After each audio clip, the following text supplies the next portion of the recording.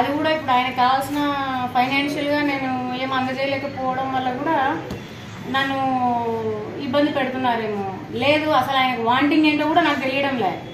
ఇలా అసలు నాకు ఎవరు సపోర్ట్ చేయకుండా నా ఉద్యోగానికి భంగం కలిగిస్తున్నారు. నన్ను ఏమంటే డైరెక్ట్గా ఫిజికల్గా హెరాస్ చేయట్లేదు, ఇంకా ఎన్ని రకాలకు కావాలో అన్ని రకాలుగా హెరాస్ చేస్తున్నారు ఆయన. నాకు ఇంతకంటే మార్గం లేదు. ఇప్పుడు కూడా మీ దగ్గరికి ఎందుకు వచ్చినంటే రేపు మార్చి 8 వస్తుంది, ఉమెన్స్ డే అని చెప్పేసి పెద్ద పెద్ద సెలబ్రేషన్స్ చేసుకుంటాం. కానీ ఉమెన్ ఎక్కడైనా మాట్లాడితే అదొక పెద్ద నేరం లాగా ఉంది. యూనిఫామ్ సర్వీసెస్లో అది ఇంకా పెద్ద నేరం లాగా ఉంది.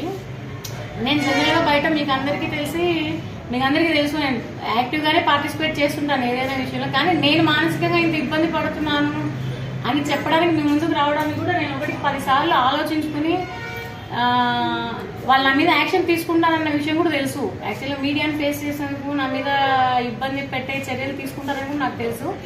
కానీ నేను ఇంతకంటే ఏం చేయలేక నేను ముందుకు వచ్చినాను.